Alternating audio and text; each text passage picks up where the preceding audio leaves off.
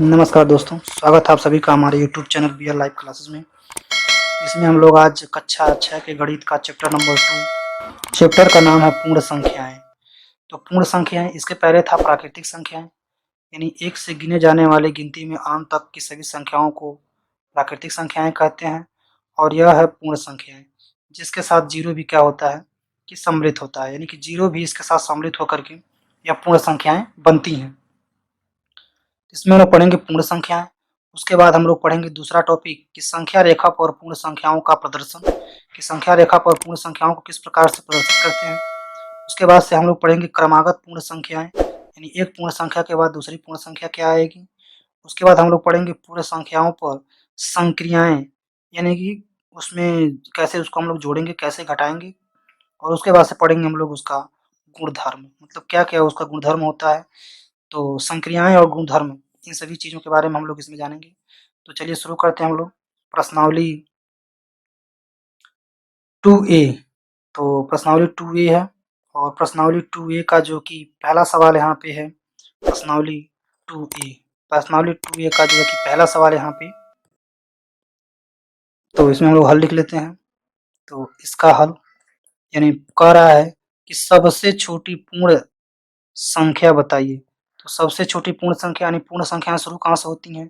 0 से। 0, 1, 2, 3, 4, 5, ये आगे तक हम लोग इसको लिख सकते हैं। तो इसमें सबसे छोटा पूर्ण संख्या क्या हो जाएगा?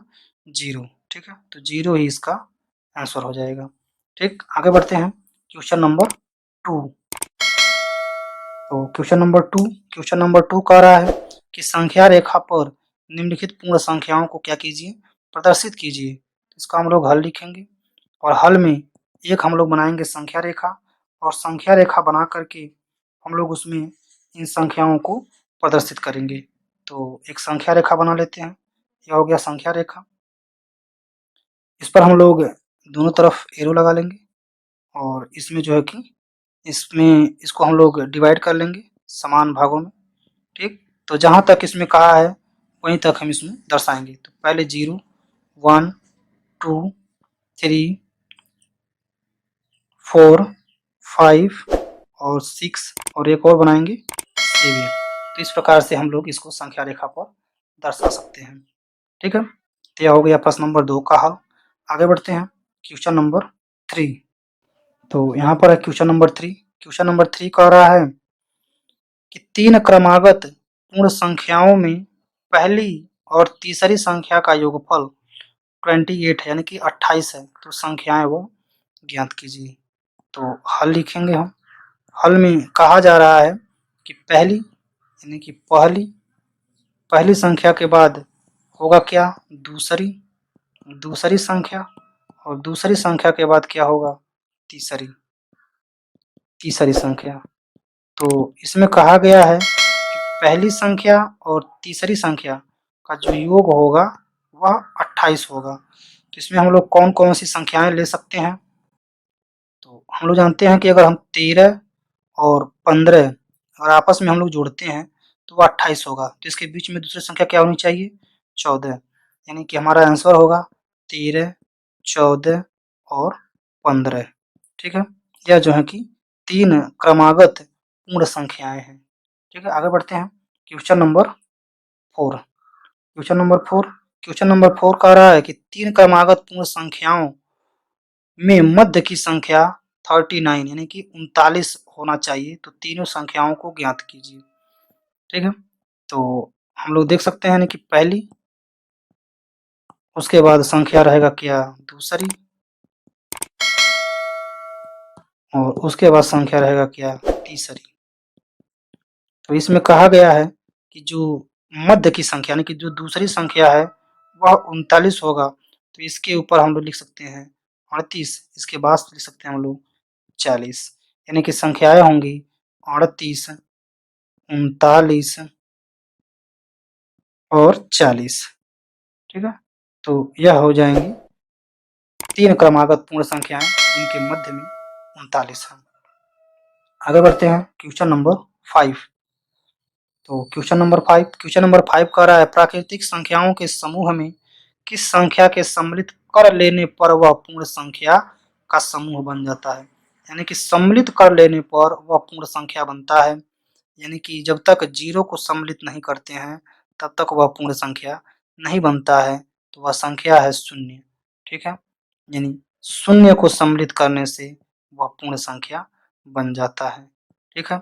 तो इसका सही आंसर है 0, क्योंकि अगर 0 सम्मिलित नहीं करेंगे तो वह केवल 1 से अनंत तक, यानी कि जिसको हम लोग क्या कहेंगे, प्राकृतिक संख्या, जो कि चैप्टर 1 में पढ़ा गया है, चैप्टर 1 में। अगर चैप्टर 1 आप नहीं देखे हैं तो डिस्क्रिप्शन में उसका लिंक है, आप जा करके वहाँ से उस वीडियो को देख सकते हैं और प्राकृतिक संख्या को समझ सकते हैं। क्योंकि प्राकृतिक संख्या में इसी 0 को जोड़ने से ही यह बन जाता है क्या, पूर्ण संख्या बन जाता है, ठीक है ना? पूर्ण हो जाता है, उसके पहले वह अधूरा रहता है, ठीक है? यानी कि 1, 2 क्या है, अधूरा है, क्योंकि 0 के बिना यह अधूरा है, तो इसमें जो है 0 मिलने से यह पूर्ण संख्या बन जाता है।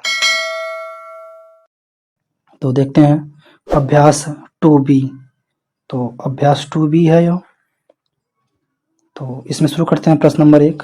प्रश्न नंबर 1 कह रहा है, संख्या रेखाओं पर अंकित योग तथ्यों को लिखिए। योग तथ्यों को लिखना है, फिगर बना हुआ है, केवल हमें हल करके इनको दिखाना है कि किस प्रकार से हम इसको हल करेंगे। तो पहला में आप देख पा रहे हैं कि 0 से जो है कि यह शुरू हुआ है, 0 से 1 2 3 इस तरह से करते हुए, यानी कि 1 2 3 4 5 6 7 8 तक। तो पहले यह 0 से चल करके कहाँ तक गया है, 4 तक, 0 से 4 तक, यानी कि 4 खाने। तो 4 खाने इसमें हो जाएंगे, ठीक। उसके बाद यह 4 से चला गया है 9 तक, तो कितने खाने हैं, 1 2 3 4 5 खाने हैं। तो इसमें हम 5 खाने को क्या करेंगे, ऐड कर देंगे, ठीक है। तो 5 खाने को ऐड करेंगे तो कितना हो जाएगा, यह 9, यानी 4 और 5 कितना हो गया, 9। तो 2 खाने इसमें ऐड किए गए हैं, पहला चला गया 0 से 4, फिर चला गया है 0 से 9, तो यह हो गया पूरा 9।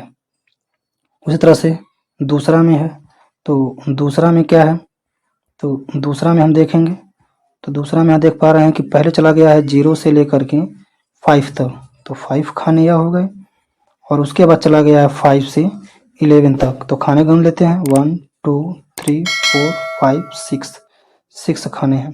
तो इनको आपस में ऐड करेंगे, कितना होगा, 11, यानी कि 11 तक यह पूरा टोटल चला गया है। तो ये कहा गया था कि हमें योग करके इसको, योग तथ्यों को लिखना है कि योग किस प्रकार से करेंगे। तो यही इसका क्या है, सही आंसर है, ठीक है। आगे बढ़ते हैं, क्वेश्चन नंबर 2 देखते हैं। ये रहा क्वेश्चन नंबर 2। क्वेश्चन नंबर 2 कह रहा है, निम्नलिखित तथ्यों को संख्या रेखा पर क्या कीजिए, प्रदर्शित कीजिए। तो इसका हम लोग हल लिखेंगे, जैसे इसके पहले था कि संख्या रेखा बना हुआ था, केवल हम लोग उसमें तथ्य को प्रदर्शित किए। अब इसमें जो है कि केवल हमें संख्या रेखा बनाना है। तो संख्या रेखा किस प्रकार से बनाएंगे उसको हम लोग इसमें देखेंगे। संख्या रेखा बनाने के लिए सबसे पहले हम सीधी लाइनें खींचेंगे, 3 जो है कि सीधी लाइनें। तो यहाँ पर एक लाइन खींच लेते हैं, ठीक है, यहाँ तक ठीक है। उसके बाद से दूसरी में भी खींच लेते हैं और तीसरी में भी, तीनों को एक साथ बना देते हैं, ठीक है। और उसके बाद से हम इसमें एरो ले लेंगे दोनों तरफ, ठीक है, क्योंकि उसमें भी एरो बना हुआ था, ठीक। तो यह हो जाएगा एरो, सभी में बना लेते हैं। तो यह हमने बना लिया। तो पहला वाला हम देखते हैं, पहला वाला है यहाँ पे, पहला वाला यहाँ पे बनाया गया है 4 और 5, यानी कि 5 और 4। पहले हम इसमें चलेंगे 0 से लेकर के 5 तक, 0 से लेकर के 5 तक। उसके बाद हम चलेंगे 4 खाना, तो 1 2 3 4, यानी कि यह 9 तक जाएगा, 4 खाना इसका 9 तक, ठीक है, इस प्रकार से। फिर इसके ऊपर भी हम एक लाइन इस तरह से ड्रॉ कर देंगे, ठीक। और इसमें जो है कि एरो भी लगा सकते हैं, ठीक है। इस तरह से इसमें हम एरो कि कहाँ से कहाँ तक हम इसमें गए हैं उसको हम एरो के माध्यम से भी दिखा सकते हैं। चलिए, पहला का बन गया। दूसरा है पहले 0, तो 0 है तो 0 ही रहेगा, उसमें कहीं जाना ही नहीं है। उसके बाद है 5, तो हम 1 से लेकर के 5 तक, तो इसमें केवल एक ही ऐसे बनाएंगे, क्योंकि 0 का बना नहीं सकते, क्योंकि 0 पर ही है, ठीक। इस तरह से रहेगा वो। और उसके बाद बनाएंगे हम क्या, तीसरा है पहले 2 बॉक्स, तो 2 बॉक्स यानी कि 1 से लेकर के 2 तक, उसके बाद है 3 बॉक्स, तो 1 2 3 यानी कि 5 तक तब जाएगा, यहाँ जाएगा 5 तक। 3 खाना ले लिए, 3 खाना के बाद हमें लेना है अब 4 खाना, तो 4 खाना के लिए यह 9 तक जाएगा। ठीक, इस तरह से हम 3 खाने करके इसको बनाएंगे और ऊपर से भी एक और बॉक्स लगा देंगे। ठीक, तो इस तरह से हम पटरी की सहायता से यानी स्केल की सहायता से अच्छे से जो है कि बनाएंगे। ठीक, यह जो है कि संख्या रेखा बन करके इसका तैयार हो गया। आगे बढ़ेंगे क्वेश्चन नंबर 3। यह क्वेश्चन नंबर 3। क्वेश्चन नंबर 3 कह रहा है निम्नलिखित कथनों में रिक्त स्थानों की पूर्ति कीजिए। तो ये बिल्कुल आसान है। ठीक है, हल यहाँ हम लिख देते हैं और क्या क्या भरना है केवल हम उसको लिख देते हैं। ठीक है, जो चीज़ें भरना रहे उसको हम यहाँ लिखेंगे।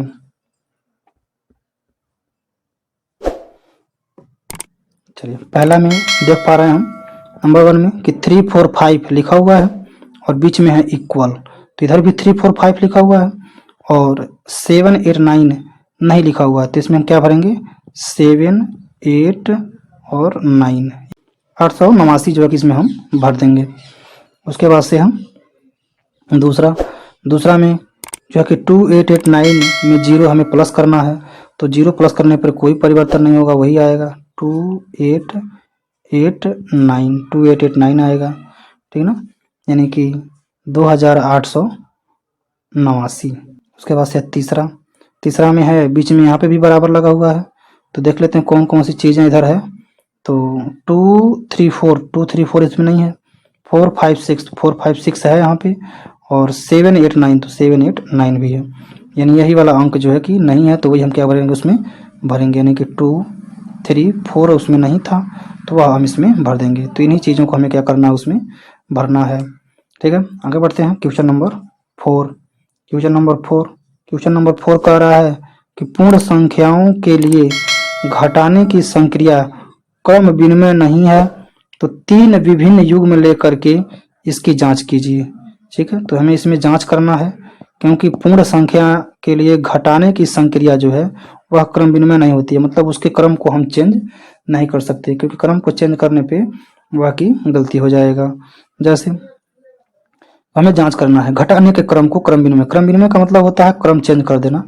जैसे कि अगर हम योग में देखें तो योग में हम यहाँ पे देख लेते हैं, योग में है 3 + 2, तो हम योग में क्या कर सकते हैं, अगर इनको जोड़ेंगे तब भी कितना आएगा 5, अगर हम लेते हैं 2 + 3 तब भी कितना आएगा 5, यानी कि यह क्रम इसका चेंज करने से मान में कोई परिवर्तन नहीं हो रहा है। लेकिन यहाँ पे कहा गया है कि घटाने की क्रिया, जैसे हम ले लें 3 - 2, तो अगर हम घटाएंगे तो यहाँ पे आएगा क्या, यहाँ पे आएगा 1।